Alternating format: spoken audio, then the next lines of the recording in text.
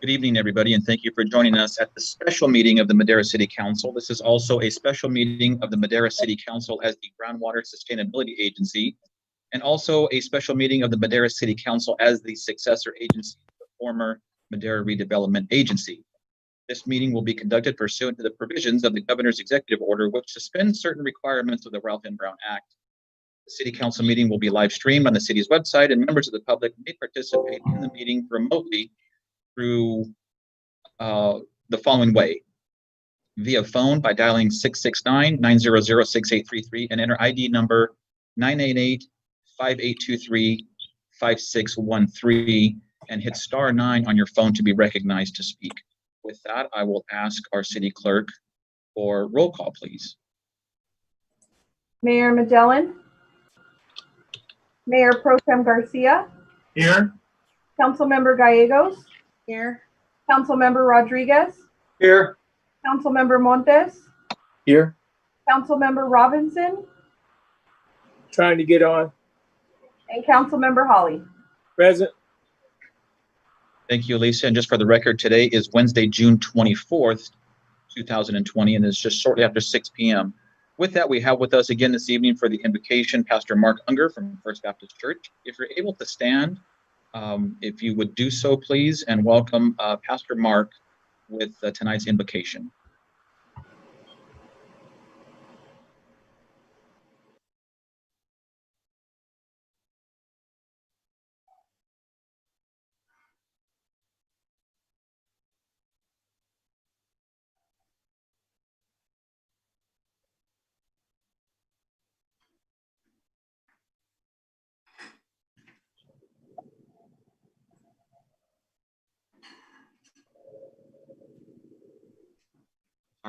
Is Pastor Mark with us?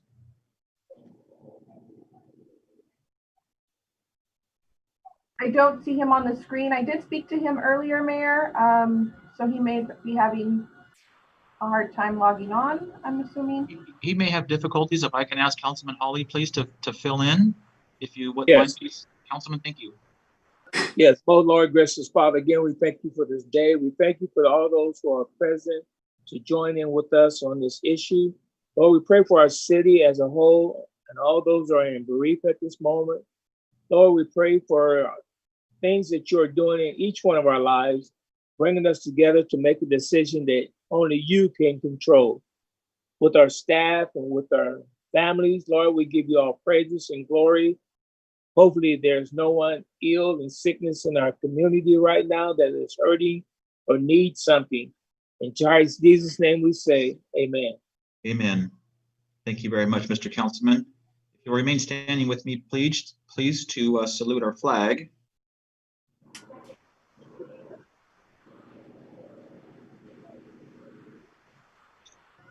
Ready, salute. I pledge allegiance to the flag of the United States of America and to the republic for which it stands, one nation, under God, indivisible, with liberty and justice for all.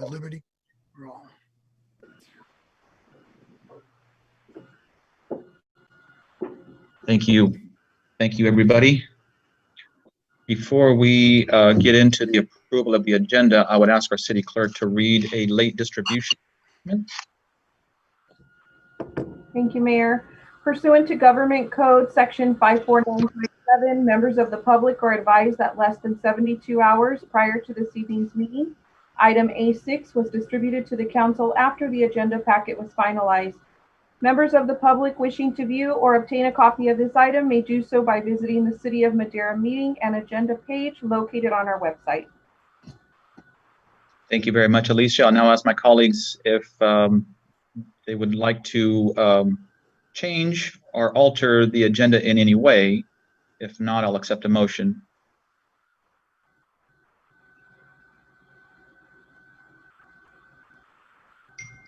I'm sorry, I'll call for action on the Move agenda. to approve agenda as presented, Mr. Mayor. Second. It's been moved by Councilman Montes and seconded by Councilman Holly to approve the agenda as presented. All those in favor signify by saying aye. Aye. Aye. Any opposed? Motion carries unanimously. Before I move on to public comment, I would like to welcome Pastor Mark Unger. There might have been some technical difficulties, Pastor Mark. My apologies. We didn't know if you were with us or not. So we moved on for the prayer. Councilman Hawley was gracious enough to fill in. We're happy that you're with us. We always appreciate your kind words. And, you're certainly welcome to stay with us. And again, we appreciate each time you're with us.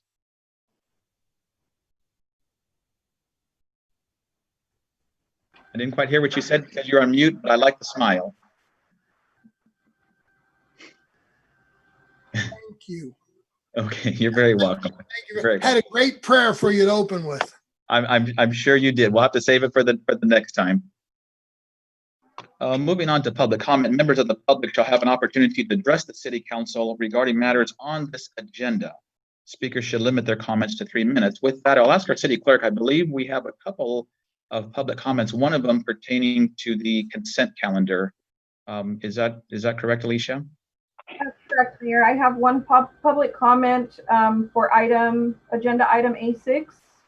So before we move into the consent calendar, I'll ask if there's any other written comments under public comment. Seeing none, hearing none, no attendees. I would like to ask our City Clerk to read the public comment regarding A6, and then we'll move into the consent calendar. Public comment has been received on behalf of Madeline Harris.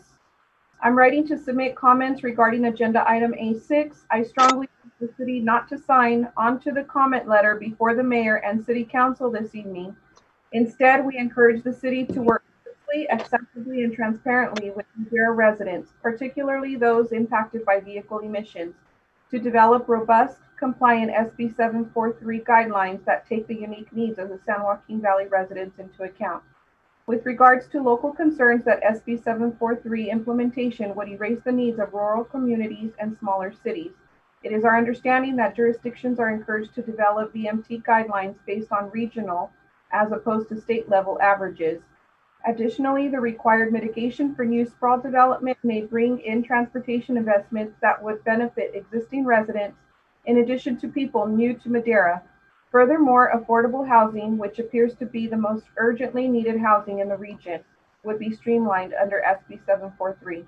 As always, do not hesitate to reach out with any questions. Thank you, Alicia. With that, I'll move on to consent calendar and ask if any of my colleagues are wishing to further discuss or pull any item. And if not, I'll entertain a motion for the consent. So move to approve. Second. Moved by Councilman Hawley and seconded by Councilman Robinson to approve the consent calendar as presented. All those in favor signify by saying aye. Aye. Any opposed? That motion carries unanimously. Thank you very much for that. Move on to the reason why we're here this evening, amongst a few other things. Item B1, this is our workshop, a cannabis workshop. I believe Mr. Rodriguez will take the lead on this one to begin. I sure will, Mayor. Thank you very much. Good evening, Mayor, council members. The item this evening is a workshop on cannabis. The council may recall that back on May the 6th, the city council had directed staff to begin the process to begin to study cannabis and the different iterations of cannabis, either cultivation, retail sales, manufacturing, and testing within the city of Madera. Since then, on May the 20th, the city retained David McPherson of HDL, who has vast experience preparing cannabis ordinances, not only in California, but on the West Coast, and also different methods in terms of taxing some of the commercial activities. Since that time, David and I have been working on some potential options. And one of the things that we wanted to do this evening is we wanted to present to council a couple of different items for consideration. Now, no action is being asked of council this evening. Rather, what's being requested of council this evening is direction. And the direction this evening would be, are there some maximum numbers or figures that the council has a comfort level to potentially bring back to the council at a future date in the form of a resolution to ultimately place an item before the voters in the general election on November the 3rd of 2020. So what would be before the voters, depending on council direction, would be the amount to tax commercial activities within the city. And by commercial, I would include cultivation and manufacturing and testing. Parallel to this, again, largely depending on council direction, we would come back before the council at a later date where we would begin to discuss some form of regulatory environment. So council's action this evening, again, there's no formal action being requested. It's simply direction. And then at a later date, largely depending on council's direction, we would come back for regulatory. And then at the same time, we would also come back to formally request that the county place it on the ballot. So there's going to be two future actions. One of them, the regulatory environment, to actually state if the city of Madera would like to allow it. And at that point, the city council can ultimately decide if it's a good idea to allow, for example, retail sales, storefronts, cultivation, or testing, or to not allow that. And at the same time, there would be a second action at a future date to add it to the ballot to put before the voters for the taxing component. So with that, I'm going to turn it over to Mr. McPherson of HDL, who does have a presentation this evening, and he'll walk you through a couple of different options. And again, it's a workshop, so it's intended to allow the council to ask questions as we're going through it. There's a lot of information. Different cities are treating it a little bit differently. Everyone's a little unique. However, David has, again, vast experience in this arena, and I'm pretty confident that that there's not too many people that are probably going to be able to stump him or probably know more about this industry than David. So with that, I'm going to turn it over to David. Thank you. Thank you, City Manager. So first of all, we need to load the PowerPoint. I don't just sent Mark a email or city clerk or somebody loading it.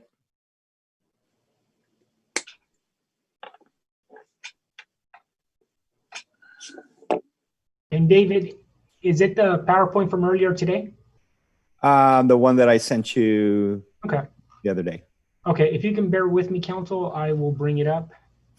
While he's doing that, though, I can share a few things with you related to it. So I think the city manager kind of expressed to you is that tonight's conversation is a tax conversation, not a regulatory conversation. And so there are two separate and two different functionalities. We do have client cities that have no intention of doing anything cannabis, but to be proactive and to make sure that they're strategically positioned and that they don't have a citizen initiative or regulations from the state changing on them, as you know, the delivery did, is that they have a cannabis tax measure in place. And so that would be kind of the focus in there, that you'd be able to have some kind of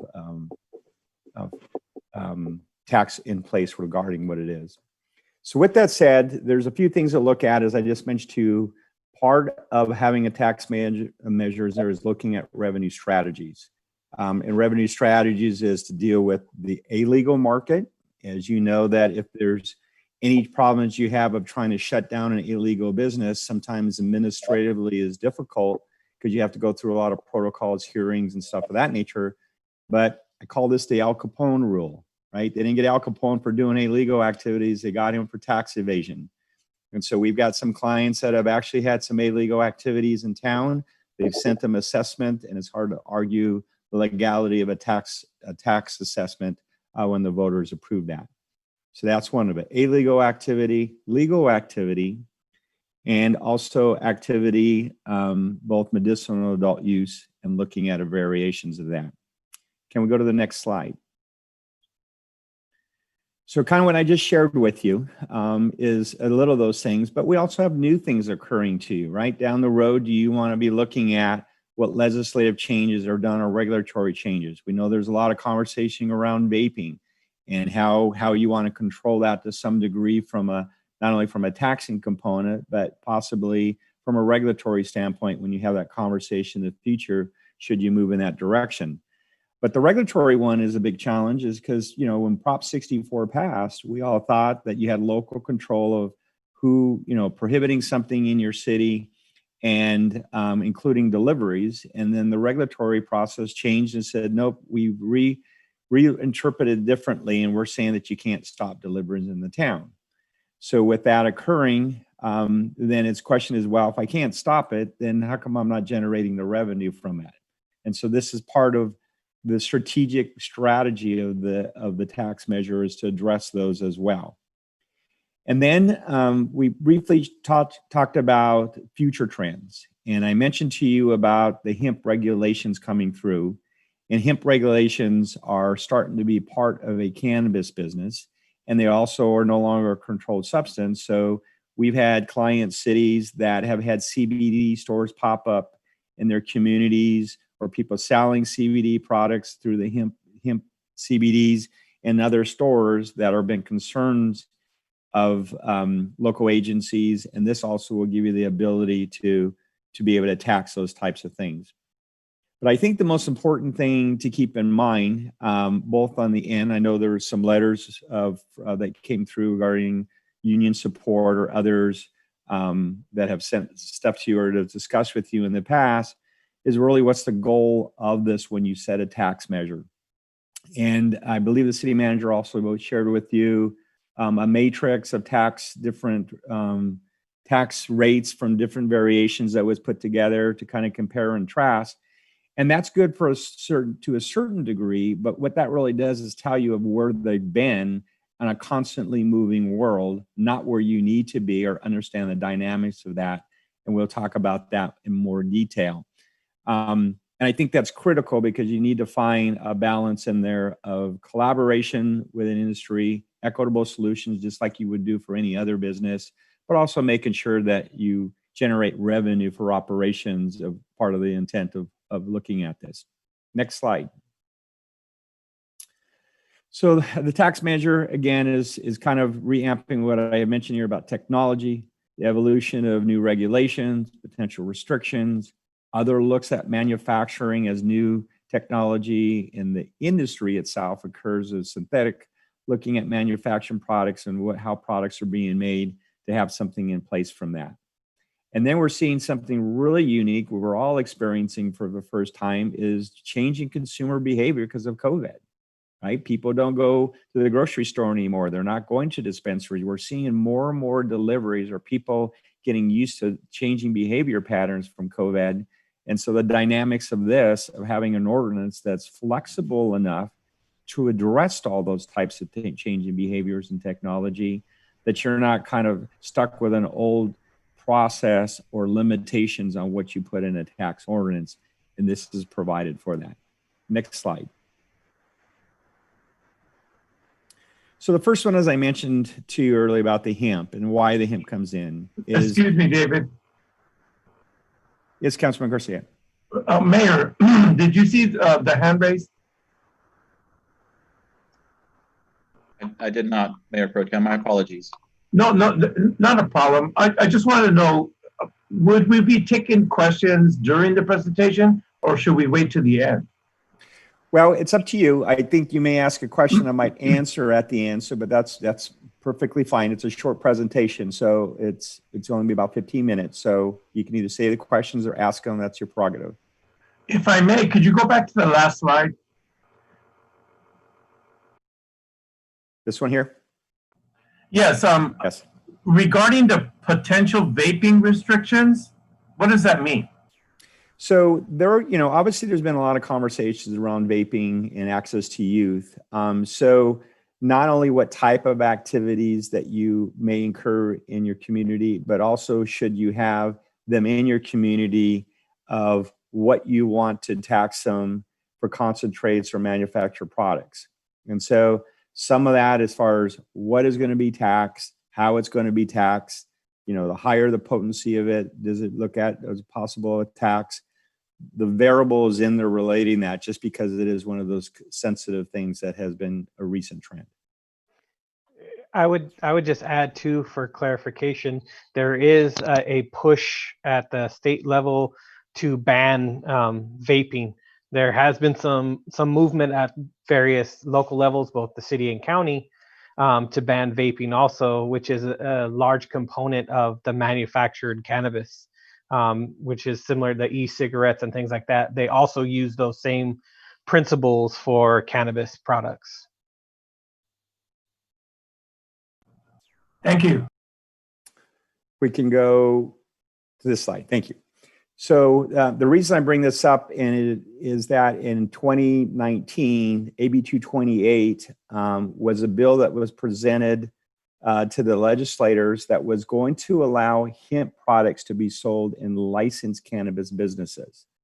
And then the key to that is twofold. One is that by putting it in a licensed business where it's not allowed now, most tax measures up to this point did not have hemp related in there. So let's say 20% or 30% of the total gross revenues in those businesses were hemp products. They would not be subject to most cannabis taxes because it was not defined in their ordinance. So that's one reason that triggered us to do that. The bill has kind of shifted a little bit, but it's also obviously with COVID, they just have suspended it. But we may see that the different version of that pop up here in 2020. That's where you would want to get in front of that. The second part, as I mentioned, shared with you as well, is that we've seen clients where CBD stores have popped up because it's not a controlled substance. And so they're popping up. And so if you want to shut them down or really restrict that, like I said, I kind of call it the Al Capone rule, where you can aggressively go after them because they won't stay in business by taking that kind of enforcement from a taxing component. Next slide, please. So like any ordinance, it really has just the core functionalities of a tax ordinance, authority and purpose. And I want to emphasize that because there are questions asked, well, what's the purpose of this? And the purpose is that it's a general tax, right? So when we present the tax, the ballot measure in the next council meeting of consideration is that the language in there, like typical ballot measures, will talk about general, it'll say buzzwords are more designed for general tax. No matter what you put in there and change what it's used for, at the end of the day, it's general tax. It's used for general legal governmental purposes. This is a 50+1 tax when proposed to you, and the purpose of that is for general purposes. I also want to mention the definitions becomes critical to some degree because we're now incorporating a new definition of a cannabis business because of the hemp. And we're also putting definitions that we have incorporated in this due to audits that we've done regarding the business and how creatively they've kind of shifted where the product is point of sale or where the product is one unit to another from one department, and there are other departments in a different city. And so they get creative of how to circumvent taxes. And so we put the definitions and exclusions to specifically our clarifications to deal with that. So definitions becomes a great point. The big important thing is what this is all about is the tax imposed. And in the tax imposed component of this is that we've set some rates that we'll talk about. And the whole goal on this is that we used to do initial rates in tax ordinances. We've gotten away from that just because there's new prevailing rates and changes in times. And since one, you haven't even adopted an ordinance yet because it may never happen. And secondly, by the time businesses get up, you may have a whole different consideration of what you want those rates to be. In every city that's come before you, you've had that challenge of having to modify or amend the tax rates because they weren't ready when they actually set those rates. So it gives you that flexibility to be nimble on setting those rates up to the maximums that we're going to share with you. And then there's always the concern regarding the examination of that. Clearly, you want to have the ability to audit and examine the premises and records and make sure that you're doing your due diligence, that people are appropriately paying their fair share of taxes, and that your taxpayers know that if they're going to approve this, that there is some oversight and accountability to the businesses from the financial side. That's always a big concern. But on the opposite end, you also had a concern that we put some language in here for relief from disaster relief. This started off when we saw all those facilities in Sonoma basically go up in flames, and the cities or counties were saying, well, just because your whole place burnt down, you're still subject to the tax. Well, I don't think that's realistic. And so there's some flexibility in there when there is some natural disaster. COVID's a good example, right? If we had some close downs because of COVID where they basically lost their whole crop or product or couldn't get employees to work or not move any product, subject them to a tax gives you this tax relief language in there to address that. And then the bigger important, not only of 05 of tax imposed, is 0.31, which is really your ability to make modifications to the tax rates, increasing it or decreasing it for medicinal, increasing it, decreasing it for hemp, exempting hemp, any flexibility of any kind of options that you want to consider as you move forward, and a taxing component of this is built in there to allow you the ability to make those amendments and make modifications as long as it does not exceed what the voters approved for that. Next slide, please.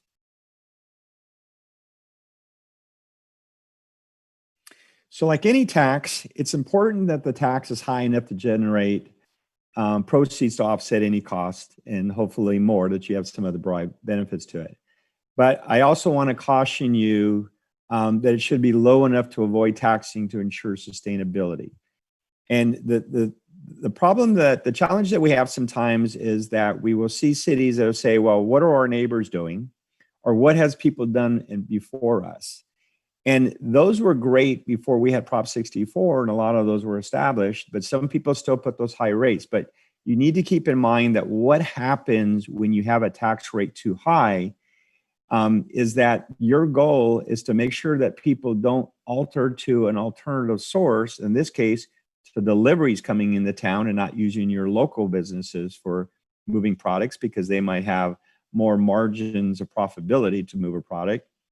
And secondly, good actors or good businesses, there's three things that they look at when deciding which towns they're going to go into. One, cost of employment, if it's too high. Two, cost of renting or purchasing property. And three, the tax. When they do the math on those and they pencil it out, they want to make sure that their worst scenario is that they are comfortable with that. And I say worst scenario because today you go, well, Dave, we're going to put a 10% tax on some, but we're only going to charge at a lower rate, but we want that flexibility. But they're going to look at that worst scenario, not the best scenario, because somewhere down the road, 5 years from now, 10 years from now, they need to look and be responsible and do their due diligence of their worst scenario. And that's what they're going to be looking at. And same with the consumers that are buying the products. So I will share with you some scenarios with that. So, but that doesn't mean that you want to compete to a certain degree and looking at like what's happening around you, because you don't want to be too high or too low in jurisdictions around you or in the region to address that.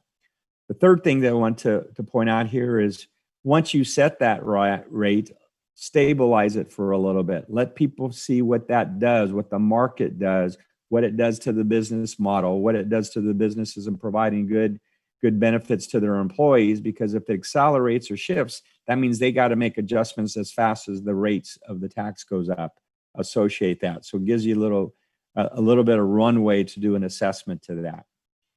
And as I mentioned to you already, the tax rates need to have flexibility to you as council to anticipate or see the changing market conditions and trends, which I shared with you in looking at some of these things that we set here and associated with that.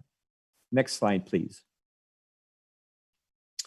So these are the proposed maximum rates. It doesn't mean we're going low, and these are just suggestions. And I give these rates, so I want you to know that these rates, even though you've got samples that were provided to you on a matrix, this is the average prevailing rate in today's market. Not only of what cities, even though cities may have higher rates that are set, they've addressed them and brought them down lower to these rates. But these are also the rates that are consistently good, sound rates and prevailing rates for the industry folks at the top rate. When we were in 2016, when there was only 25 cities and counties out there allowing cannabis, they were doing $15 to $25 on square footage rates. Those things are prior to us having a 25% tax from Prop 64. Those were something that could be sustainable. They're not at all today. And 65% of the businesses have failed because they can't afford to pay their taxes and or be sustainable with all their costs associated with that. So again, these are proposed maximum rates, not starting rates. Next slide, please. David, Mayor Pro Tem Garcia has another question. Sure. I think Thank you, Mayor. Regarding delivery services, if a company outside of the city of Madera is going to be delivering product to or services to the city of Madera, does that 6% kick in, or Yes. are we looking at something different? The rate, whatever you set for retail, the way the ordinance is, the proposed ordinance is drafted, that it looks like deliveries coming in. So if someone wants to come from Fresno or Hanford or anywhere else in your region and deliver into Madera, they would be subject to your tax rate, just like your retailers that you may or may not have in the city itself. Thank you. No, that's actually not accurate. Sorry. For the deliveries, the delivery tax rate is based on the location where the item is shipped from, not where it's shipped to in California.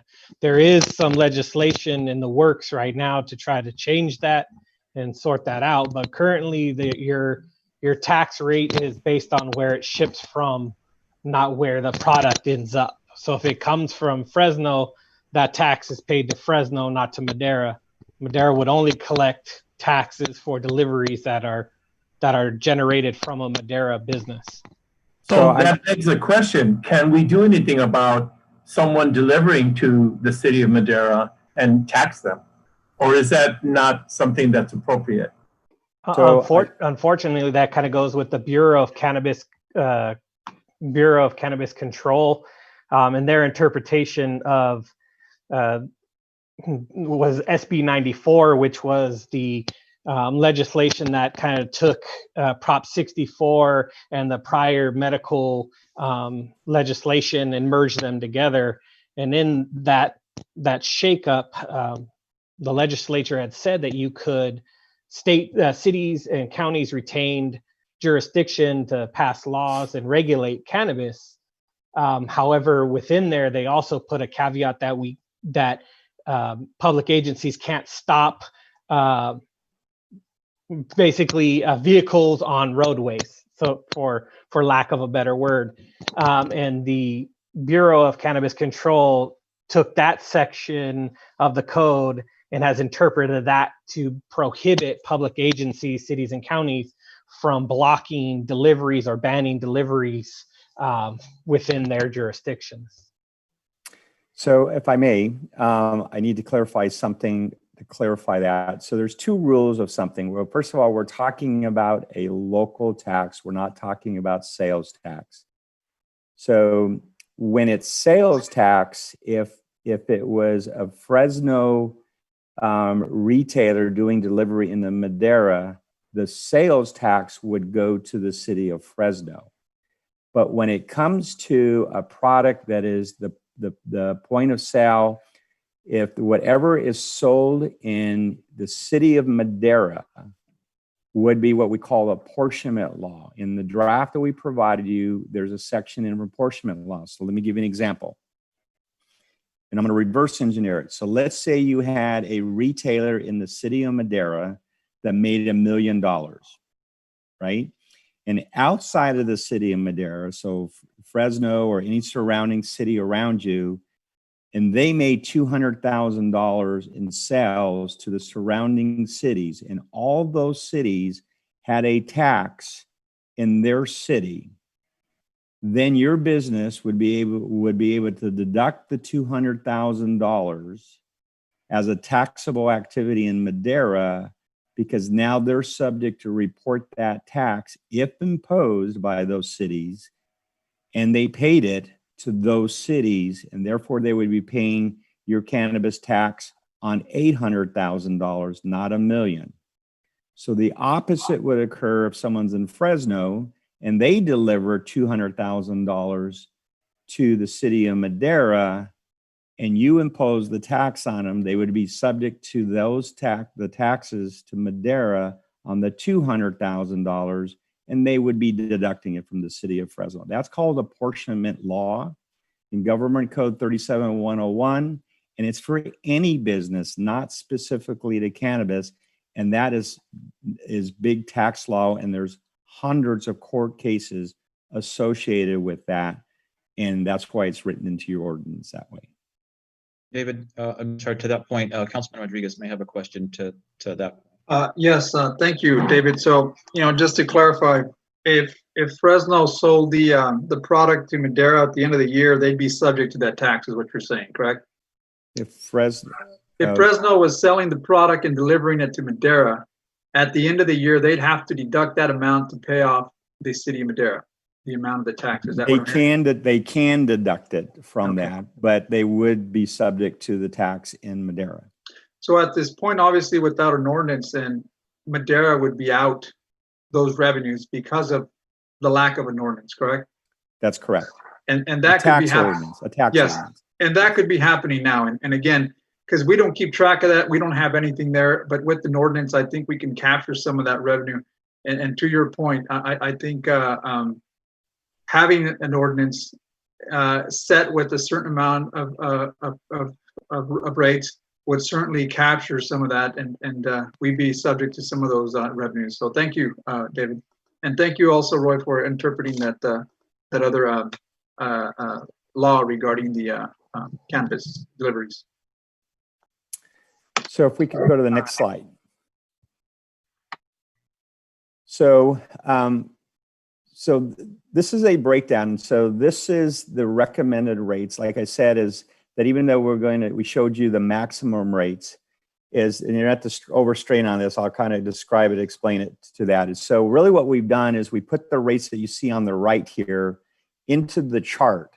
And really what I want you to get out of this is that before Prop 64s and people were charging 10%, whatever rates they were, the industry was happy with it and goes, I'll give you my firstborn if you let me, and that's not that bad. It wasn't until Prop 64 came into place where they started having that 25% accumulation of tax that they said, whoa, now we're at 35, 40% in taxes. And that's where it started breaking them, and they started realizing boy, what the heck did just happen to us? When their profit margins went from 35 to 40% down to 12 to 15%, and in most cases, there could be 6 to 10% at best. So the model that we've started examining and why we're recommending certain rates is the same that they use for alcohol. And really the threshold that you're looking at is not to exceed a cumulative tax of 30% all the way to the consumer. So when you look at this, you'll see on the first highlight one is the rate we're suggesting here for a cultivation tax of 2.5%, converted over to a square foot tax is $10 a square foot. We converted it for this purposes. Manufacturing, again, 2.5%. Distribution, they have very low margins at 2%. When you get to the retail, they have the ability to have a little more flexibility and can have a little higher rate in there. And so that one can probably go up in that 4 to 6%. That's the sweet spot for that. But you can see in the retailer, not only that they have your local tax, but then they have the state excise tax that they have to collect from the consumer. And again, the emphasis is on the consumer, right? These are the people in your community. And then on top of that, below that, you've got your city and local sales tax. Then your measure K pops to my mind, the one that your transaction tax. So we added that in there. So when you add all that up with our recommended rates, you can see that it's barely under 30%. And you go, wow, okay, those are the rates that we're suggesting as an initial rate, and then examining the market, depending on what permits you have, if you even move forward with anything in there. So now I want to show you what it looks like when you do the maximum rates. If we can go to the next slide, please. So these are our recommended maximum rates. That gives you a little bit of flexibility from the low end rates, right? So if things are going good, then you might examine that. But when you look at this, see how it changes behind the 30%? We're at 31.33%.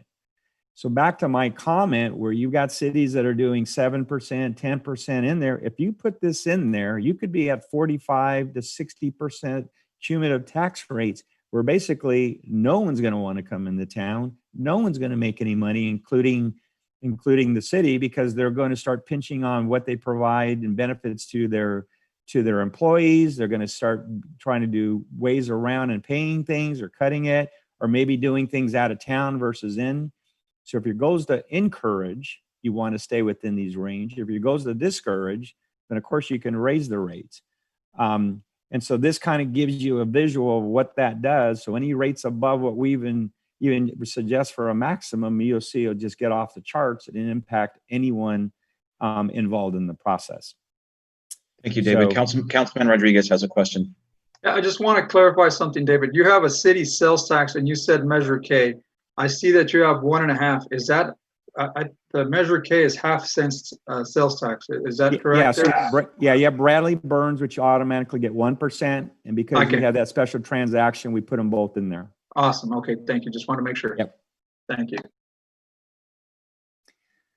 So the next slide, So really it's about the next steps, and the city manager Arnaldo mentioned about approve the ordinance. It's not brought to you tonight, but it's going to be presented to you based on any additional direction or guidance that might be provided or concerns and review from the attorneys to vet out some of the logistical things and any comments made by you. And then of course, update any of those changes between now and that point, and then come back with adoption of that. Now, you did mention about coming back, but you are on a tight timeline, and I think Ronaldo can give you more specific dates, but I think it has to get to the election office by like August 8th. So you're about 5 weeks in there regarding the scheduling of that he can share with you. And then of course, when it goes to the voters, they will approve it or not. And then you would execute that because the voters are basically the second reading. And then it goes into effect in January of 2021. So even if you don't put anything regulatory, you at least by authority have the authority to tax anyone that's either delivering or doing anything unlawfully, because you will have this in place. So with that, I would more happy to answer any questions, but maybe Arnaldo wants to give you the timeline of the dates. I think he mentioned some, but there may be some others in there they might want to share with you. Yeah, thank you, David. Thank you, David. I'm sorry, Mr. Rodriguez, if I may ask a question. Oh, yes. Thank you. When you talk about the tax rates, David, and you talk about high enough to offset your costs, what would be some of the costs that a city would expect that would be reoccurring? Well, the goal is that the reason why you're generating revenues is so that you got services that you want to provide to your community. They're related around this. It could be, earmarking money for public education. It could be money earmarking for public safety regarding any concerns. It could be, staffing components of this. Even though you got cost recovery fees that will cover the direct costs, but it's those indirect things, right? Social issues, health issues, public health issues, right? No, that may come in there. I understand that. I'm talking about the direct costs, those admin costs. What can we expect at City Hall or what have you that are a direct cost due to now having a retail component or manufacturing and distribution in our city that we haven't had before? So the direct costs will be recovered by cost recovery. You would set annual regulatory fees saying, okay, now we have to add additional staff, or we got additional impacts to current staff. Those would be done in a regulatory permit that would be paid by the businesses you bring in. This cost is more of those indirect costs or costs that are kind of assumed just like any other activity that you would have that has a little more oversight or may require, maybe more complaints. It could be more questions related to that, or some more enforcement that are kind of more broader to that than it is directly. Okay, and I think I get that, and maybe I'm not making myself clear. What I'm asking is, what could our current staff expect by way of doing something new? Should we, in your experience, do we need to hire more staff? what is the expectation of our current staff by way of additional hours, manpower? Do we need a whole different division? That's what I'm asking specifically. Sure. Is what could we expect? So the first impact part, towards it? sure. And so for this purpose, we're talking tax. When we get into, should there be a discussion in the future on regulatory, it really is about how many businesses and what type of businesses you have. If you've got 2 businesses in town, you're going to have some additional costs where staff could probably absorb them, but they're going to make the whole regarding the impacts to them. If you're talking 10 to 12 businesses that end up getting permit, well, then you got a multiplier, and it's basically about 156. In our cost analysis, it's about 156 hours for every permit of cost combined per permit to the impact to us to a staff. So that could be a little higher, it could be a lower based on, different communities and, how much oversight that you require based on what that you put in a regulatory ordinance or request. And that average 156 hours, that is just to get the permitting done. It's not a reoccurring cost. No, that's recurring. No, I thought ongoing. Yeah, ongoing. Initial cost hours differ because it's a one-time shot, but you will do 100% cost recovery. But for an ongoing, so if you're looking at 156 times 10, that's like 75% of one FTE full time. Right now, we're talking about hiring a position or taking 20% of 10 positions and funding them through this. So the variable will be based on the number of permits in the level of oversight. Are you going to be very aggressive, conservative, or liberal in that oversight? And all those are the variables that will determine, what the impacts and additional costs you're going to charge the permittee or the applicant. And that's exactly where I'm going. Whether we set a tax rate of 4% or 5 or 6, the monies received based on X number of stores does not necessarily mean that there's not a cost to that. So I'm trying to find out where that balance is. But we have to know what our costs are compared to what the revenues are. Sure, and the tax should go directly to new services or benefits you wish to use for your community. The direct cost is the fees you're going to charge to the permittees that are going to impact your overall staffing. Thank you. I'm going to ask our Assistant City Attorney his question. Sure. Thank you, Mr. Mayor. What I was going to add, and David is right. Typically, the taxes are going to go to the non-regulatory aspects, and then your regulatory aspects are going to be governed by kind of 2 fees. You have your application fee, which governs, the getting off the ground, so to speak. That's going to be the CUPs, the environmental review, those kind of things for each business to get up and running. That'll be covered in your application fee. The permit fee, which is typically an annual permit fee, that will cover your regulatory aspect, which is your code enforcement, your records inspections. It can cover background checks, kind of all those things that you need to govern, the day-to-day kind of operations of the various cannabis businesses, whether it's cultivation or lab testing or all of the above. So those fees, those costs are going to be in the permit and the application component. And typically what you see in there, as I said, is going to be your planning department people for the environmental reviews, your police and fire for inspections and code enforcement.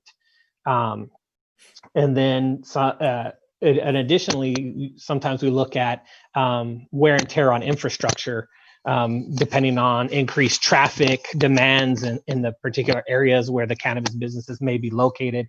So all those things will kind of get factored in to your regulatory permit portion. And then the tax aspect supplements that, and then also covers other needs of the city. Got it. Thank you. Councilman Rodriguez and then Mayor Pro Tem Garcia.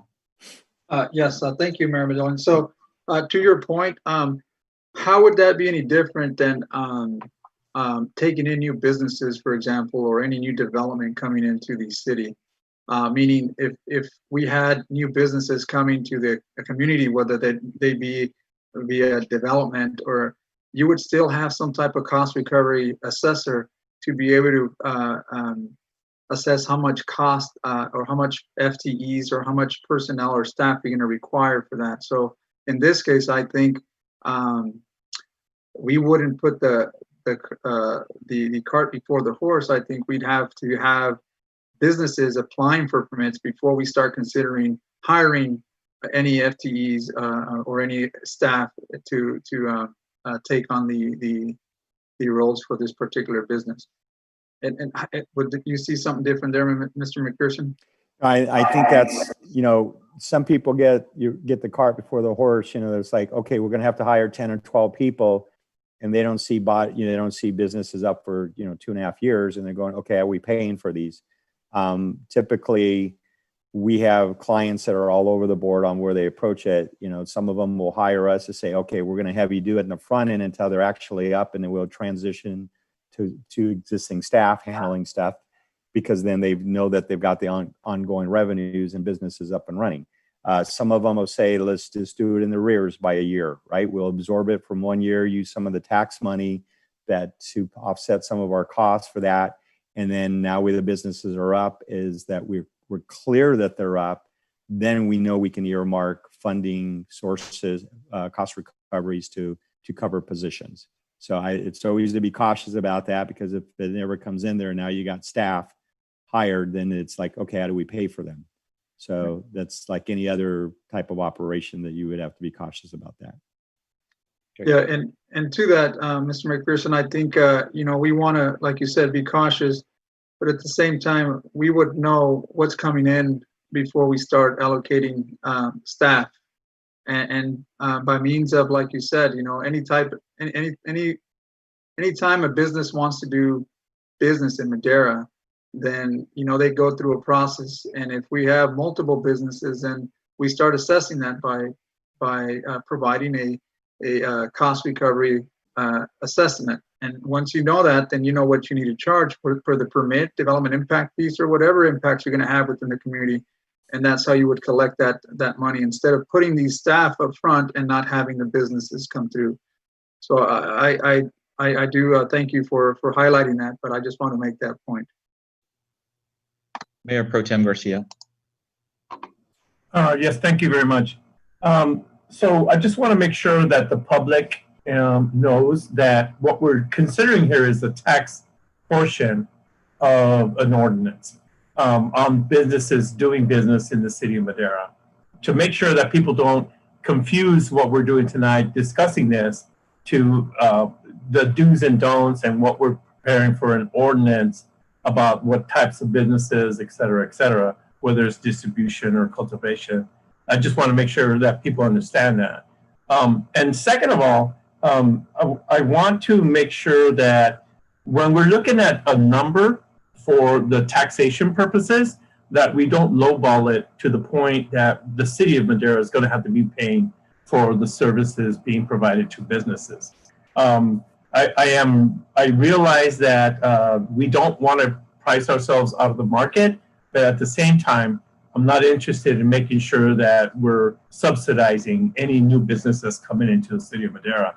So whether or not it's 10%, 7%, 4%, that we have a frank discussion about what we can and cannot do. As I understand it, and if you can correct me if I'm wrong, if we set it at 2% and we take it to the ballot, then it's set at 2%. If we set it at 10%, then we can either go 2, 4, 5, or 6% and still be under that 10% threshold. So could you clarify that? Sure, and that is your prerogative. And again, the goal is to encourage a balance in there of what the rate would be if you're trying to encourage businesses. And so 10% was very acceptable, 4 years ago. But that's because everyone was kind of the hostage kind of formula to that. But when businesses have other options to go there, because it's not only 25 cities and counties anymore, they're going to go in today's market of where that is. It doesn't mean that you may not get some takers, right? It's just that, do you want best of breed, or you just want those that are willing to pay the high price? Finding that balance in there. I think one of the things that you also have to keep in mind is, and when we've gone through some of this, is where we've seen some businesses that have a respectable rate, a tax rate, they're willing to provide better benefits to their employees, health benefits, vacation, all the ones you do. When you don't, what you get is a bunch of businesses paying higher taxes, but paying minimum wage and only giving everyone 32 hours because they're trying to figure out where they can cut corners to get to the same place. So just knowing what's more important to you is something where you got to find that balance. Councilman Rodriguez. Yes, thank you, Mayor. So to that effect there, David, I appreciate you using the word encouraging, because that is exactly what we want to do for businesses, is to encourage them to see Madera as an opportunity. And also, this preceded me, but prior to me coming into the council, I know that there was projects that were going within the city and other developments whereby, the city had to put up some type of financial backing so that we can try to drive for opportunities. And when I bring this this example, that would be our Freedom Industrial Park. We did a pretty good job there of having a partnership there and allowing for so to speak. We anticipated that the future would bring, if you build it, you will bring in businesses. And not to say that this is always something good, but we gave ourselves an opportunity to attract bigger manufacturers. And I think the mayor can attest to that during that council, I think that was the initiative at the time, is that they wanted to attract more or encourage more businesses to come into the city. And I don't see that being any different here. So I don't want to discourage. And like you said, Mr. McPherson, I think 10% was probably something in the past. And I do remember a lot of hearing a lot of these cities really maximizing the interest because they were capturing a lot of these revenues. But like you said, at the end, it really comes down to, you're going to pass that cost on to your employers or your employees, for that matter, by reducing benefits, reducing wages. And at the end of the day, you don't want to have a very high interest or high cost to the business where you're not providing good paying jobs to the people in our community. So I'm always for something that's encourage businesses to come here and create jobs, create opportunities, and more importantly, create revenue. And God knows that we need that now more with this pandemic that we're in. So I would hope that the council consider that, and also take your advice and hopefully bring in some encouraging rates and what you have here presented for us. So thank you. Thank you, Mr. Councilman. Councilman Robinson has a question. I have a question. And Councilman Hawley will be after Councilman Robinson. You're on mute, Mr. Councilman Robinson.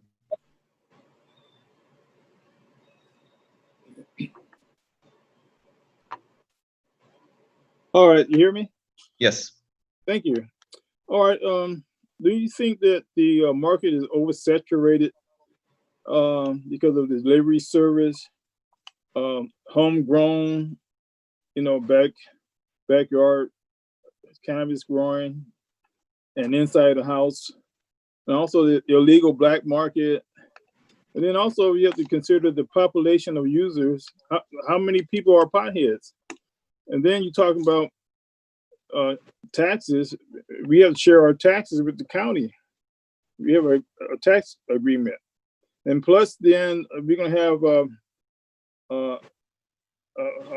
we say accelerated traffic and crime, in those areas. So we need police coverage, and that can be another expense right there. So a couple of things, obviously every community is going to be slightly different. To answer your first question, is there a saturation on the wholesale businesses, especially the cultivation? There is. And as I shared with you when we did the workshop presentation, you have kind of two policy when you get to the regulatory discussion, is that as long as you have a consumer demand, you have an industry. And so the real focus really is on the retail side of where they're going to drive the revenue, not only from your cannabis tax, but you're also going to get the sales tax from that. So that's a multiplier in the revenue that comes with that. Then the other issues are from a regulatory standpoint that I think will be important to have a good, healthy conversation about, that Councilman Robertson, you bring up, should you move forward to have a regulatory discussion of what types of businesses and for the concerns associated around those. And plus, you know, the social issues, you know, for instance, you know, we try and promote a healthy city, and then we have people who are looking for a job. How are you going to pass a drug test if it's illegal? Sure, those are policy discussions, I think, on the regulatory side to address. I think the emphasis tonight is the tax. And I think, you know, Councilman Santos mentioned about that let the audience know that, remember, the goal is to be able to make sure you're strategically positioned to have a tax in place to address illegal activity, to address deliveries, and should that there be a discussion in the future to do that, that you're in a position to strategically to address all that. Thank you. Thank you. Councilman Hawley. Yes, thank you, Mr. Mayor. What I would like for us to really realize is that what it's going to cost the public. Right now, we're looking at almost $150,000 before this really ever gets to the voters. So is the voters really ready to spend that, not knowing what the outcome is going to be? As taxpayers and as councilmen, I've been told a lot of my constituents, for one thing, they don't think that they need to have a cannabis in Madera when Fresno has one so close and Merced has one so close. We're talking about revenue making money. They really haven't made all the monies that they're supposed to be making. And here we are sitting right in the middle of both of them. So what is our tax base going to be for that concern? They're only going to drive 20 miles one way, 20 miles the next way, and still do the same thing. I'm looking at the outcome of the money that we're coughing up front before we even get to the voters. So other businesses are going to look at, where is my tax rate going to change? Is my taxes going to go up? So those are things we need to be discussing before we actually just sit down and say, yeah, I think we just go ahead and put this on the ballot. Is the county going to put in their portion of it, or the city got to fit the whole bill? I think Mr. Rodriguez was getting ready to make his presentation, and I'm going to assume that some of your concerns might be addressed with his presentation. But first, I'm going to ask Councilman Rodriguez for his questions and or comments, and then we'll move on to City Manager Mr. Rodriguez. Yes, thank you, Mayor Dillon. So, you know, to touch on that point, Councilmember Hawley, you know, we have 4 positions or 4 seats that are coming up for election. So, tagging the ballot to that would not be a really enormous cost. And I think we still need to get that back so that we know exactly what that is. But to your point, the city of Merced, just in the last couple of quarters, has reported over, I want to say over $250,000 just in revenue. And I know that in your district and in my district, we can certainly use those revenues to enhance some of the parks, some of the roads, public safety, what have you. So we are running out of ideas of how to generate revenue. And we can't continue to tax our people in our community with continued water rates, utility rates, garbage rates. We have to find a solution to be able to offset for those impacts that our constituents, your constituents and my constituents, are feeling. And even providing some of these revenues to offset or mitigate some of those impacts would be very important, because I know that my constituents would certainly appreciate that we can offset some of the water charges if we make some of this revenue. So it's important that we allow, that we're open-minded to be able to bring in new entities that want to bring in revenues to our communities. But the presentation that Mr. McPherson made last time really showed the amount of retail that's needed around this valley. 54 stores, for crying out loud. That means that there's such a big demand, and we are one of 2 counties that is not taking advantage of that. But yet there's a lot of illegal activity going through our city. So we are promoting illegal activity. Vaping is the vaping, because of no regulation, is illegal for the most part. A lot of these high school kids are doing the vaping, but they're, based on the information that I get from the high school administration that catch these kids, a lot of the vapes are done in a legal manner. So imagine having, I'm not saying that you should provide something more safer, because then I'm kind of shooting myself in the foot, but what I'm trying to say, that it's already happening. You have a lot of these illegal activities happening in our community. We are exhausting a lot of police services. We're exhausting a lot of other services, social, public health, but yet we're not collecting anything. So we're actually spending more money by not doing nothing. So I think it's important to keep an open mind as far as how we can generate some revenues. I know there's certainly some backlash in our community, and I appreciate that, because, you know, this is something new for this community. This community is a Christian-based community, and we have to respect that, and we want their input as well. But more importantly is, look at what's happening to our community without, for the lack of a better term, not having enough revenues to support some of the infrastructure that we have. And parks is one of the biggest things. So those are my comments. Again, you know, I'm just trying to make a point to my council that we've been through this for quite some time, and we need to take some action so that we can start generating some revenue. Because if not, we're just going to go backwards. So Point what you point well taken, Mr. Councilman. I'm sorry, Councilman Hawley.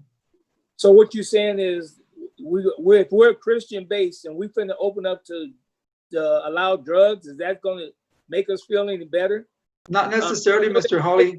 Let me finish. I feel that there's other ways that we can always get revenue. I don't think opening up cannabis is going to make us make a lot of money.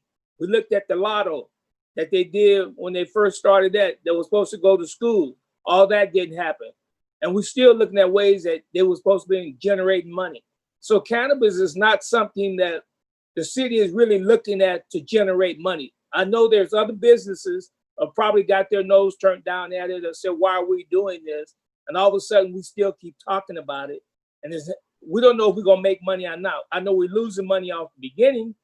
So how are we gonna recover that? But anyway, that's well, I would appreciate and I would encourage you to bring some of those ideas to the city, because I would support you in any entity or any business that you can bring to the community that would generate revenue. And to answer that in regards to, there's alcohol, there's liquor stores in a lot of the areas within your district that generate a lot of money also. And cannabis is no different than that. So I just want to make a point that if that's already a concern because we're a Christian-based community, then there's a lot of that already going here. We want to make sure we provide a safe city, a city of laws, a city of regulation, so that we can have businesses and encourage businesses to do legal activities, and we discourage the illegal activities, because right underneath our noses we have a lot of that going on now. And, so gentlemen, I'm going to ask this, because this is a workshop, and I like the discussion. I really do, and I will allow the discussion. But I think what we need to do first is hear all the information first. And I know Mr. Rodriguez, our city manager, has been waiting. I have 2 more questions, which will be first Councilman Robinson and then Mayor Pro Tem Garcia. And then I'm going to insist that we hear all the information first, because it is a workshop. I have 1 public comment I'd like to submit after that, and then we can have the debate and discussion about the direction the council would want to take after that. So again, Councilman Robinson, then Mayor Pro Tem Garcia. All right. Can you hear me? Yes. Yes. You can't say that you're going to try to stop illegal drug use or selling by participating in the same activity. Especially when they're going to charge cheaper prices. And then again, people are shut in Merced like we are.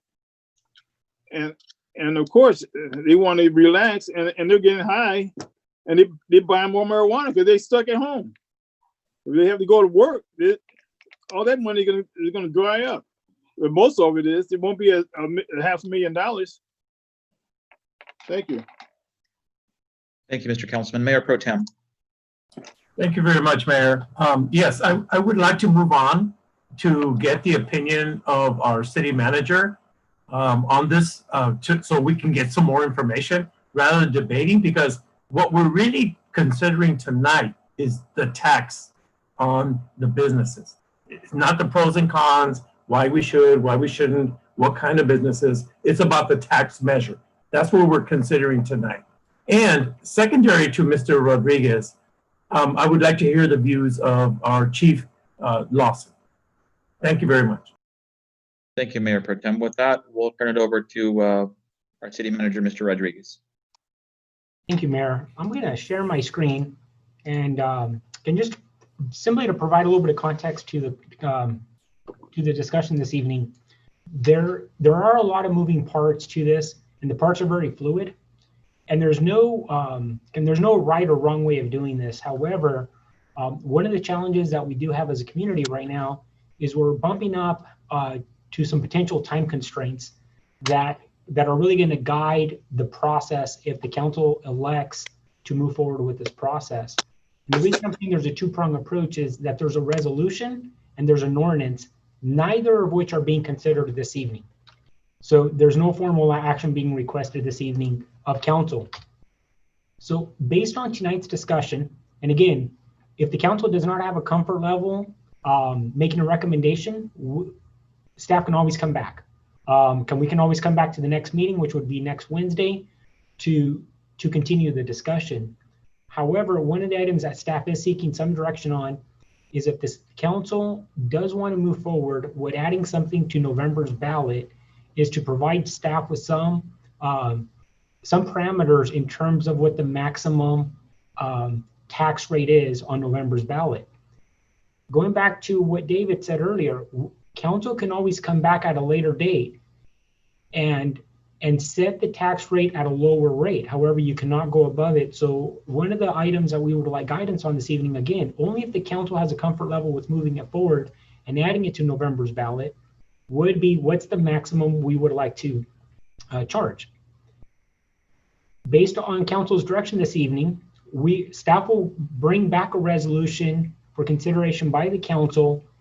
That ballot, or I'm sorry, that resolution will include the language that's going to be identified on the ballot measure. There is a cap of 75 words on the ballot measure, but again, that resolution is not before council for consideration this evening. Once the resolution is prepared, what we'll do is that we'll publish it for the public to review and to provide comments on, and then council will have it several days in advance pursuant to the Brown Act. The other item that's been discussed this evening, or it's been touched on, is the ordinance and what's the regulatory scheme. This item is not being considered this evening either. The regulatory scheme, which is largely a land use matter, will come back, and this is the second of the two-prong approach. The first one is the resolution, it's the taxation that Councilmember Garcia had noted earlier. The second one, which we'll bring back at a future date, is going to outline, should we allow it? Because right now the question is, should we have it on the November ballot for tax only? The council, only because it's on the ballot, does not mean that the council has to allow it. The council could come back and say, you know, we like the idea of retail, but we don't like the idea of testing. Or any iteration you can think of, the council has full discretion over that and full authority. When we come back to the regulatory scheme, at that point, at a later date, the council will provide direction on that. So in terms of the process, in terms of who reviews it, is it the planning commission? Is it the city council? Is it the city manager? Is it a conditional use permit?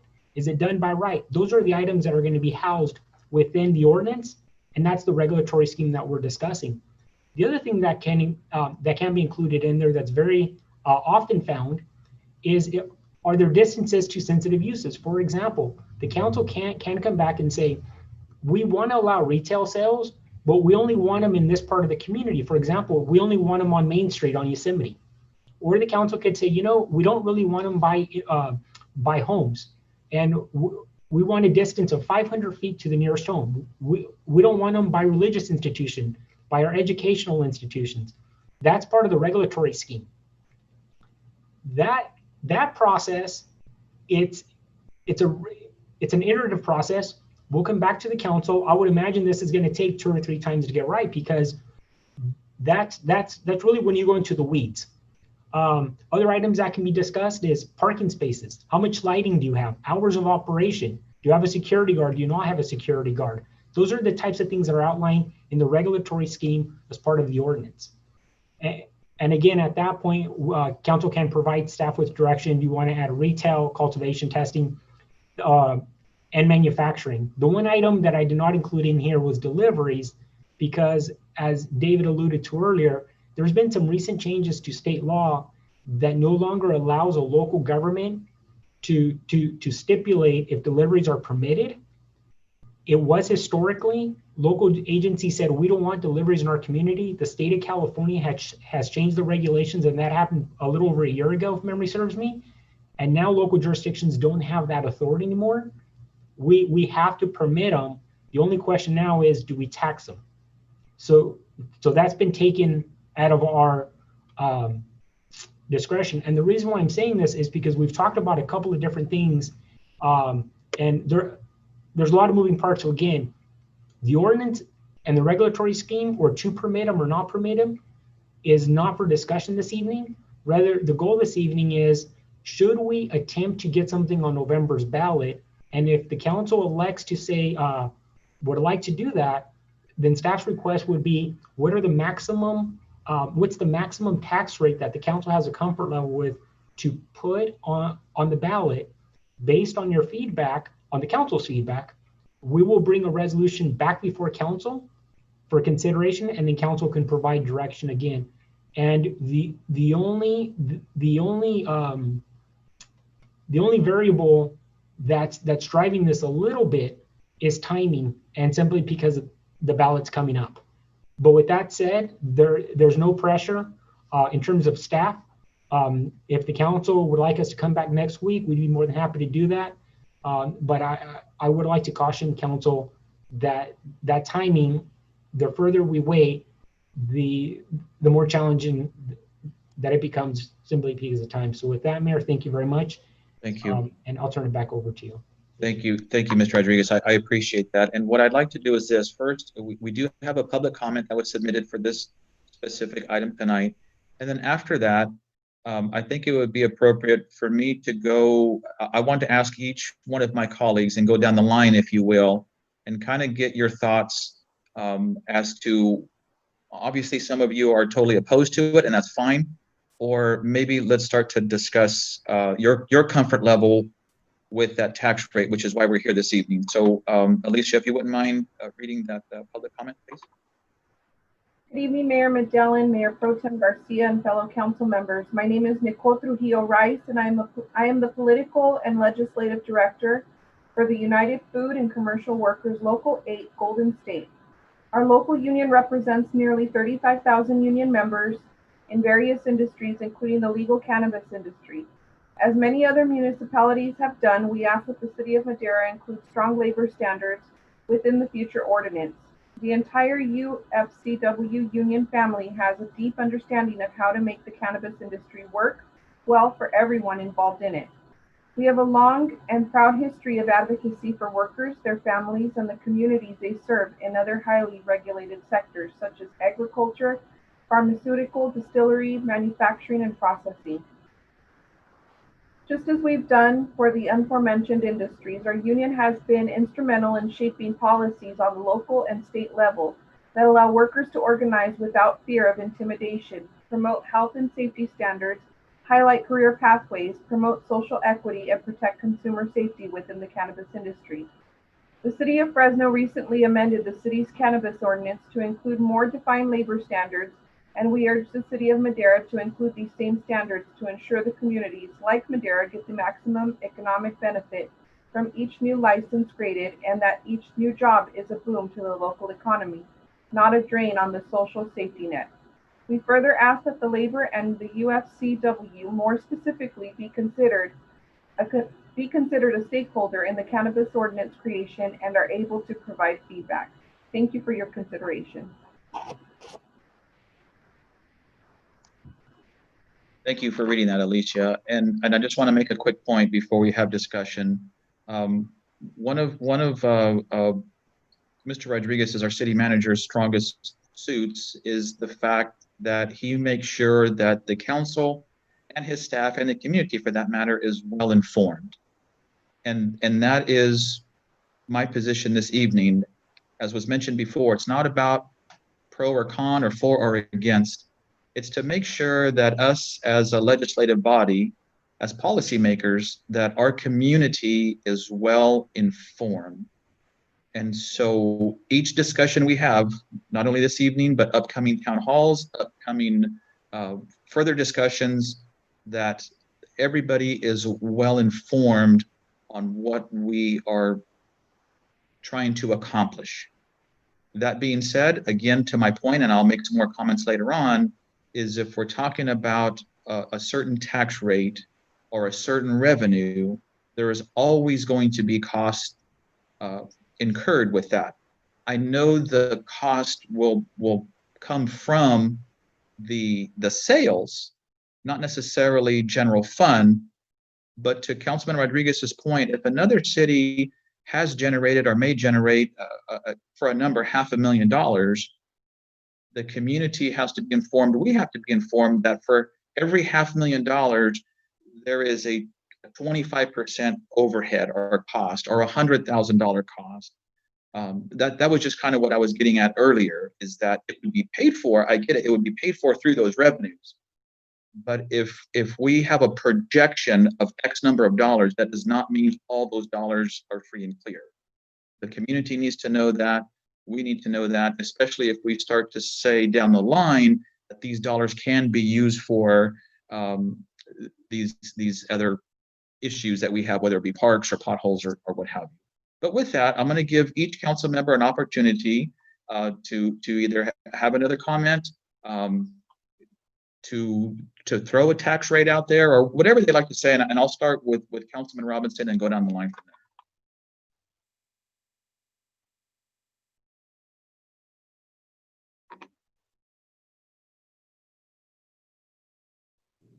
You hear me? Yes. All right. I think that a 15% tax would be for all the delivery of marijuana coming to the city. It should be a 15% tax for all the surrounding cities that are, transporting marijuana into the city. 15%. Thank you. Okay, thank you, Mr. Councilman. Councilwoman Gallegos. I'm not real set on a percentage. I'm good with what overall percentage that we want to put forth. I do agree with Councilman Rodriguez. Is it something that we need to look at to generate revenue? Because I try to crack my brain on some other way to generate so that we can do some other things in our city. So I'd like to hear what all my colleagues have to say, but I'm open to a percentage that other people have to say tonight. Thank you. Mayor Pro Tem Garcia. Yes, thank you very much, Mayor. When we started looking at rates and we started having discussions, I didn't want to go too high because I am aware that business generates the revenues that we're talking about, but I didn't also want to go too low. And as I understand it, and correct me if I'm wrong, David, we can set a rate of 10% as a maximum, and we can go as low as 1%. If we do not ask for a 10% and we need to adjust it to 11, then we'll have to bring it back to the ballot for approval by the residents. So I want a happy medium. If we're looking at 7%, 8% maximum, then I could go for that. But I just don't want to put ourselves in a box where we can't, if we need to adjust it, we have to go in front of the residents again. So whether it's 10%, 9, 8, 7, I'm happy with that. I will adjust according to the city council's recommendations. I don't want to price ourselves out of the market, but I just don't want to come back to the residents and say, well, you know, we made a mistake and now we have to go higher. So I want to hear a discussion about if we go to 10 and then we have to adjust it to 7 or 6 or 5, how happy are the other city council members with that? That's my question. And again, I would definitely want to hear Mr. Lawson's comments, if appropriate, so that he could chime in on this also. Thank you. Great. Thank you, Mayor Pro Tem. I'll ask Councilman Holly for his comments. Mr. Mayor, I don't have no comments. Thank you, Mr. Councilman. I will ask Councilman Rodriguez. Thank you, Mayor Medellin. So what I would suggest is that, you know, we hired HDL for a purpose, and that's for them to provide us and guide us with the industry's rates. And I think you've done that by providing us a chart of local municipalities around this region. So I would be in favor of you providing us your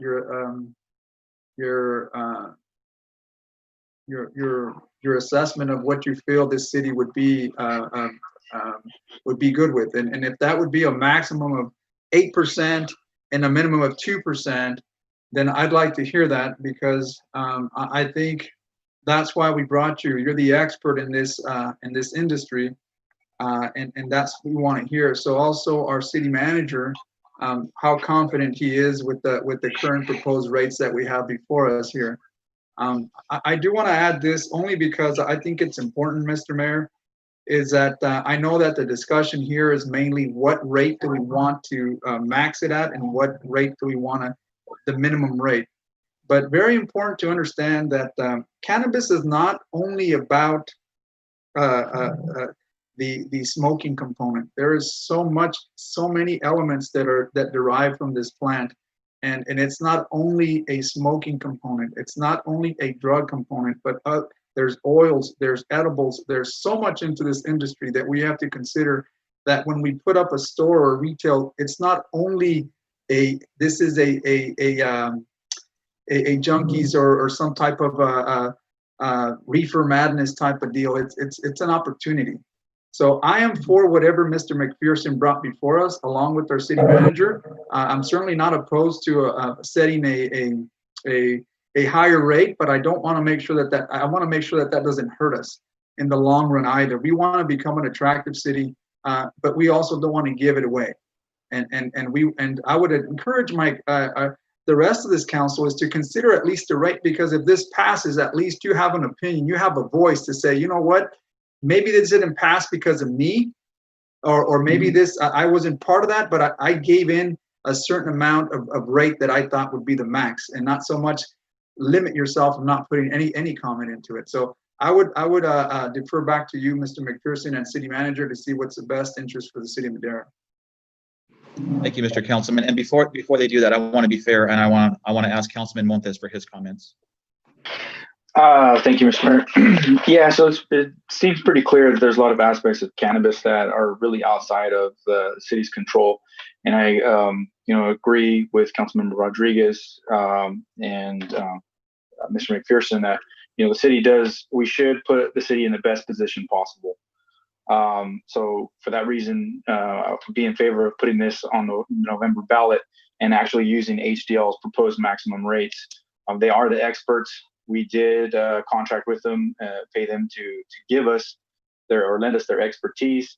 So I think that will put the city in the best possible position going forward. And then we can have those other discussions on the what and how later on. But I mean, this just makes sense to me to move forward in November with the proposed maximums. Thank you, Mr. Councilman. And if we can bring that screen back that had the proposed rates, and then I'll let David address those statements made by council. Sure, thank you, Mayor. So two things keep in mind on rates is that inflation is an indirect rate, right? I mean, what we pay for, if someone pays for an eighth at $60 today, that's going to be $75 in 5 years from now. So when it's based on gross receipts, that inflation, just like the equity in your home, gets inflated over time. So you get a number higher each time when you have an inflation factor that goes into there. So you need to keep that in mind. The second part, as I mentioned in that total vertical thing, is that the question is how much do you want to tax your community? Because at the end of the day, the higher the tax, it gets moved to the consumer. When we're really talking about retail, as we mentioned before, about the probability of getting wholesale business regarding what rate you have is probably going to be very limited just because there's this oversaturation of there. It's the consumer demand, which is the retailer. And so the rates you set on there is really, as you answer that policy question, is how much do I want to tax the consumer? Because it's going to be passed on to them if the rate is at a point where the business is not going to absorb it themselves. So that's something to keep in mind on there. I also want to share with you is, there's a lot of lessons learned of developing tax measures and fiscal reports. As I guess I have to say I am the expert in the state, if not the country. I've drafted 74 of the 124 cannabis tax measures in California. I think I'm familiar with the nuances, how cities have performed that have had lower rates but drove in more revenue to the city, and those that did the opposite, where they had high rates and dropped in lower rates or revenues to the city. So I'm a big advocate of not, falling over for the industry and giving what they want on a tax rate. But at the same time, it's the other things I shared with you about the benefits to employees and indirect benefits to the community by finding that balance. And I think you as policymakers, because our recommendation is to find that balance that works for both. And that is why we recommend these rates. Can you go higher? Sure. You could probably go higher, and who knows what the unintended consequences are, if it's going to get you the best of breed to apply for applications or not. Time will tell if you even move in that direction. So you might have a little flexibility in there, if there needs to be a compromise, but these are the prevailing rates, or what we call the sweet spots. When we have conversation with client cities and even industry that interact, when we get to 6%, they get a little restless, but when you get the 7, 8s, and 9s, they start cursing at you and getting very negative about it. So I will leave it at that as you move forward in your conversation and discussion. Thank you, David. And if I may ask you, you had talked earlier about our neighboring cities. Fresno is at 4%.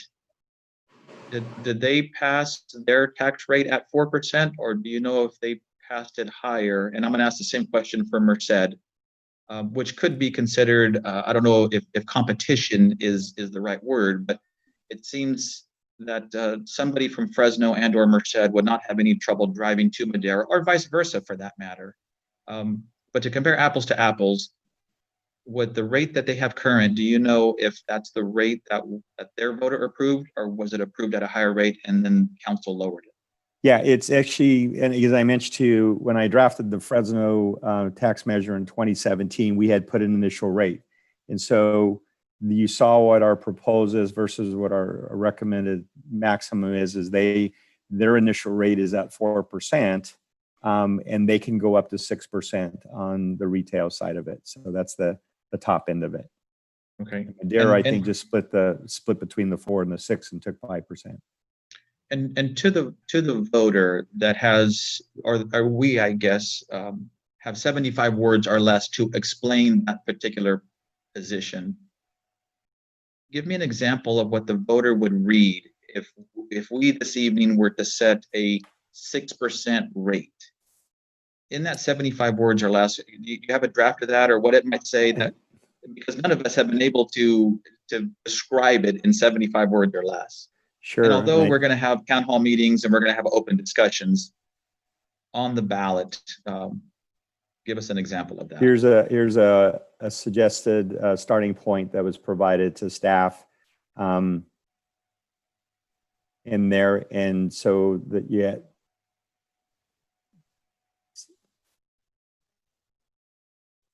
There you go. I don't know if you want me to read it or just. No. I think that's fine. Yeah. And for those watching, I'll give people a second to digest.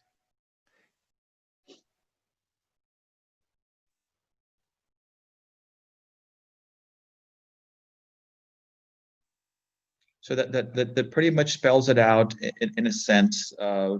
General municipal expenses such as, and again, we're kind of limited on words, but that can certainly be adjusted if it says potholes or parks or what have you. And then again, it says expected to generate or estimated. This is not necessarily a guarantee. But again, that kind of flows into my next question. I just want to make this point very clear to my point about being transparent and letting the voter know that the yes or no is not do we or do we not allow cannabis. The yes or no is basically I would agree to the 6%, or if I vote no, that basically means either A, I don't want cannabis in my community, or B, I think that rate could be or should be something different. Is that correct? Yes, and there's a different, philosophically of how people look at it. What we typically have found, in 2016, we were in the 50%, mid 50% of general tax vote to some 60s. In 2018, we were in the 60s to some 70s. And the ones that were special election in 2020, we're seeing a 70, and in some cases an 80% approval rate on tax measures. Wow, those are some pretty high numbers. Councilman Rodriguez, you have something to add?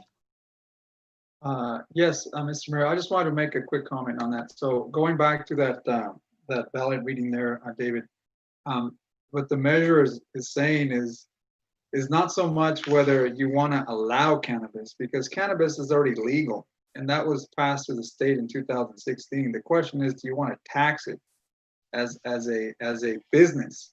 And that's exactly what we're sending out to the voters, is that they understand that this tax is not directly to every single voter, but it's a tax on businesses that engage in cannabis.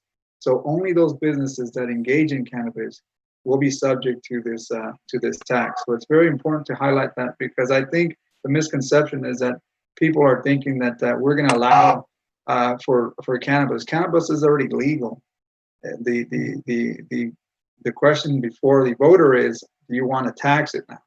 And who wouldn't want to tax to generate revenue? I mean, again, I'm not going to go into the detail of that, but it's pretty simple in the explanation that is there. And with a campaign, I think, Mr. Mayor, I think that would be the entity that can certainly provide more information to the voter and letting them know and being transparent as to how, what this would do in our community, and also kind of maybe reiterating the concerns that certain folks might have. But just want to point out that this is not whether you're going to allow cannabis or not, it's whether you're going to tax it. And the tax before you would be in the rates that we set today. And Mayor, if I may. So the highlighted dollar amount, just so give you an idea of where that comes from, is that we just, for reasonable tests, made the assumption that should the city actually have permitted, that would be based on 6 permits with an average, what we expect for the first 6 businesses at the 4% rate, which is the $720, and at the 6% rate, which is the $1,080,000. Just so you know where that figure comes from. Thank you. Councilman Robinson has his hand raised. Yes, you hear me? Yes. Yes. Jose says legal. Isn't that federal legal? And also, I want to know if the city is going to exempt employment applicants from drug testing on marijuana. If it's so legal. I doubt it. Thank you. Thank you, Mr. Councilman. Mayor Pro Tem Garcia. Yes, could you go back to the slide regarding the ballot measure, the wording?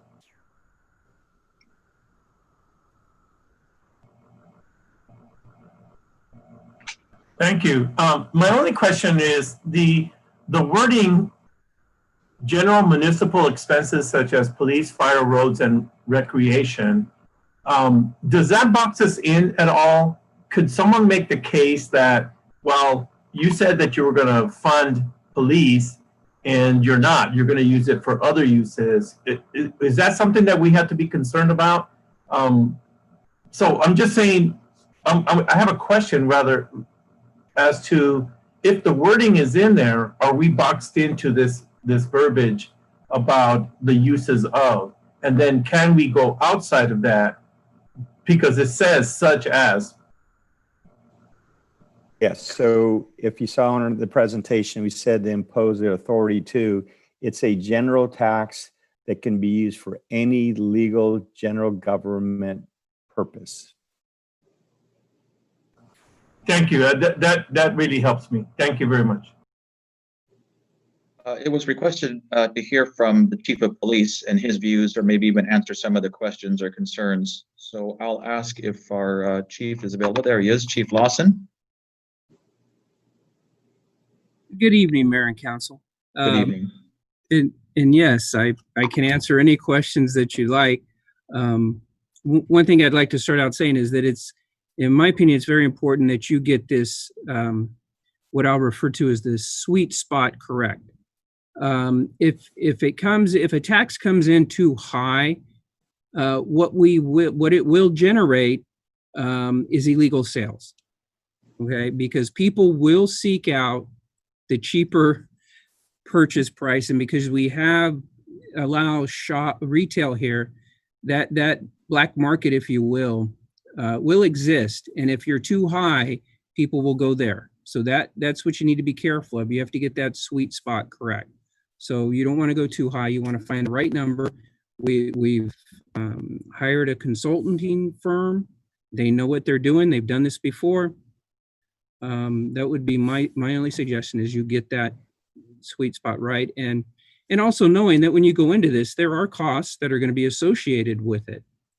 And so you can look at the revenue that the surrounding entities have generated and the mistakes that they've made. And if you don't, we learn from that, and we'll make the revenue that we need to make. And I think part of what we need to look at least from a law enforcement perspective, is the voters have already spoke on legality, non-legality. And believe me, for 34 years of my career, I was arresting individuals for this. Now it's the law. I have to support it. And you need to tend to look at it such as alcohol. Alcohol is legal. Cannabis is legal. Now, how you regulate it and tax it is what the conversation is before you, and what is the revenue benefit to our community. Whether it's legal or illegal isn't the issue at this point. I think what it is finding the sweet spot and make sure that we don't create an oversaturated black market, if you will.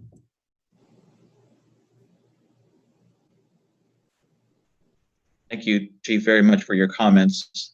I think we've had the proper discussion. I appreciate HDL and David and for all your input. I believe Mr. Rodriguez, our city manager, has offered his input on where we need to be tonight. And so going down the line with my colleagues, it sounds like at least 3 of my colleagues right now are in agreement with the recommendations from HDL. I haven't spoken on the point yet, but I would agree. And again, I don't think you need to put that slide back up there, but I want to say retail was at 6%, and that was kind of where my focus was, because I think that's where the money is on that retail. And we were going to have much more discussion about how many retail stores, where they were located, so on and so forth, that Mr. Rodriguez had brought up. But for tonight's purpose, and I really do feel we need to have direction this evening, because time is of the essence on a pretty lengthy ballot in November. It sounds like the recommendation would be to take HDL's recommendations across the board and move forward with that. Mr. Mayor, if I may. Yes, Councilman Rodriguez. It was considered the sweet spot. Is that what I heard? So we are, okay, good. I just want to make sure. That would be the term would be the sweet spot. I think with me, I'm looking to my neighbors to the north and the south. And although I can certainly understand where Mayor Pro Tem Garcia is coming from, we don't want to shoot ourselves in the foot and go backwards or be boxed in, to your point. But I think it's what the market will bear. And as we move forward, if we're too far off from our neighboring cities, then that's really going to put us in a real tough spot. So I think those sweet spot numbers are there with a little bit of room for adjustment if need be. And I look forward to future discussions as we do get into the weeds about moving forward. But Mr. Rodriguez, it sounds like the recommendations or the sweet spot from HDL is the direction that we're going to go. Okay, thank you very much. So, and that would be the proposed maximums with the overhead that's in front of you. And what we'll do at the next council meeting, well, it could be the next council meeting or the meeting right after that. Allow me to speak with legal counsel and with David. We'll bring, staff will bring back a resolution, a draft resolution for council's consideration, and we'll include these numbers. At that point, council will direct staff. If it's approved, we will we'll move forward with putting it on the ballot in November. Okay. Great. Okay, thank you very much.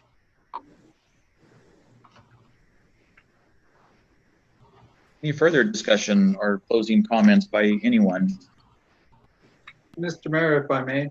Yes, Councilman Rodriguez. Thank you. And I know that I've spoken quite a bit this evening, but I do want to thank the HDL, and I want to thank the staff and the council, even with the healthy debates that we've had with other council members. I think this is exactly what a council like us, we need these conversations and these discussions out in the open so that we can move forward. I know that for many years, I won't say many, but at least since 2016, I brought this up and you know, I knew that the industry would be evolving it to some degree. And as David had mentioned, you know, I think initially the industry wanted to charge really high maximums.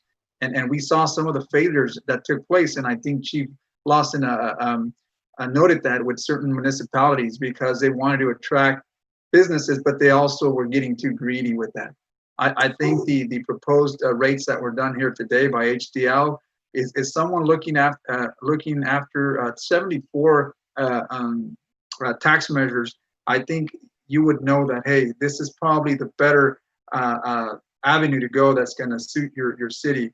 So I want to thank again the council. I want to thank staff, and I also want to thank HDL for bringing this forward and hopefully making something good out of it. And definitely addressing the concerns of the community, because I know that there's a lot of concerns and we have to be transparent. I think we promised that to the voters, not only when we did the Measure K, but I think even on this measure, we want to continue to do that as well. So I feel confident that the community will respond and back us as long as we are being transparent and we're providing information that's adequate for this measure. So thank you again, Mr. Mayor, for those comments. Thank you, Mr. Councilman. I agree that healthy discussion is definitely in favor. Councilman Robinson for some closing remarks. Yes, I travel the world around, and I've been to Copenhagen, Amsterdam, all over, and even in Amsterdam, they're getting away from that. They closing. They decided they don't want those marijuana smoke shops in their town anymore. A lot of crime, prostitution. When does it stop? You're gonna have marijuana shop. Now you're talking about 5 shops all around the city, and then next they're gonna want prostitution, legalize prostitution, legalize needle exchange like they do in San Francisco, and the towns are just gonna go down, down, down. People, instead of moving here, they rather live like in Clovis somewhere. Thank you. Again, thank you, Mr. Councilman, and I agree with my colleague in that this is a very healthy discussion. We represent what's probably going to be 75,000 people when the census is done, maybe even more. And these are the people that we work for. And if we cannot bring that representation here, then we're really just not doing our job. So regardless of what side of the fence, regardless of what questions or concerns you have, I appreciate everybody's comments. and everybody's concerned. This is going to be a moving, living document, fast-paced, fast-moving. But again, to my point is we need to continue to have this discussion. We need to continue to make sure we turn over every rock. We ask every question of HDL, because once we move forward with this, I would really hate to find out that there was something that we missed. And so that's why we hired HDL, to make sure that we do not miss anything. With your expertise and for the amount of ordinances that you've written and had a hand with, that's what we're expecting for you. So I too want to thank you for being here this evening and answering all of our questions. And as we move forward, I hope that we can make sure we represent our community to the best of our ability and do what's right for them. Councilwoman Gallegos, I see you waving your hand. Just real quick, I'd like to thank the ad hoc committee, because I've been on ad hocs and I know that this committee has met several times and have put in the hours. And City Manager Rodriguez, thank you also for being with the ad hoc committee and putting in the time. I appreciate it. Thank you for that. And just for clarification, the ad hoc committee is Councilman Rodriguez, Mayor Pro Tem Garcia, and myself. And I will not argue the point that we have met many, many times. So thank you very much for that recognition. So with that, everybody, again, thank you very much. There are no other council reports. So we will adjourn until next Wednesday's meeting. Looks like we have a late hand, Mayor Pro Tem Garcia. Yes, thank you, Mayor. This is unrelated to the issue at hand before us. I just wanted to take a moment of personal privilege. I recently saw a post where a Madera County Board of Education member posted a flag of the Confederate flag and made some comments. And I just wanted to say that even though that the City Council has no jurisdiction over the board, I wanted to express my displeasure with these comments, as they are racist, they are hateful, and they have no place as an elected official to be able to do that. So I just wanted to make sure that people in Madera County should not fear us. They should be supportive of us as we're doing everything we can for our residents, and that these hateful statements have no place for us. And I just wanted to make sure that I'm on record as condemning these comments. Thank you very much. Thank you, Mayor Pro Tem. I appreciate those comments, and I do agree with you. With that, everyone, meeting adjourned until our next regular scheduled meeting, July 1, 6 p.m. Thank you all very much. Have a good evening.